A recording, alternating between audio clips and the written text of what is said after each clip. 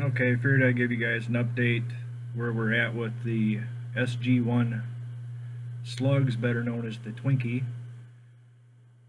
Everything is fitting pretty well, except I'm having a few issues with printing them themselves.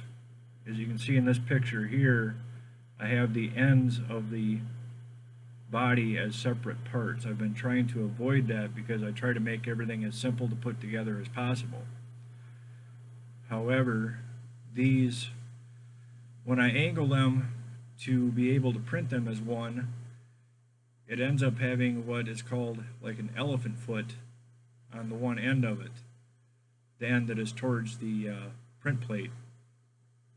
And since there is door detail and such on the ends, it is difficult, if not almost impossible, to just sand that off. So what I've done is make them separate parts, and as you can see here also, the steps are separate parts. That is because as it prints, the rosin does shrink slightly, and I compensate for this in the actual CAD design so it comes out the right size. However, as you can see here with the walkways and steps, the steps are now a separate part. That is because as the walkways print, they are much longer obviously than the step portions are. Well, that ends up pulling in on the steps as it prints. So the steps were ended up being flared out towards the ends of the slug, which obviously doesn't work.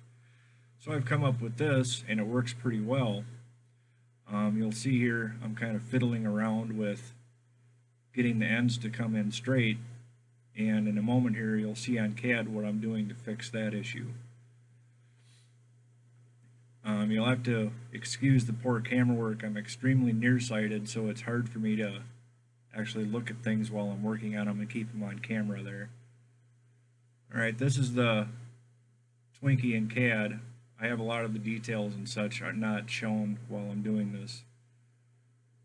They're all there, they're just invisible. I can turn them on and off as I need to, as you can see here.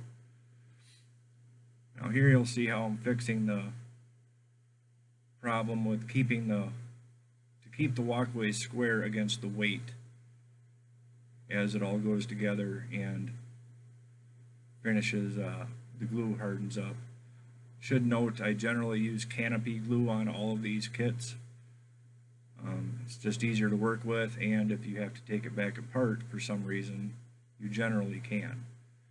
Here you can see I'm making this to fit inside the walkway. I narrow it up slightly due to as it prints, it likes to come out just a skosh bigger than what is designed, so that'll end up being a press fit like that.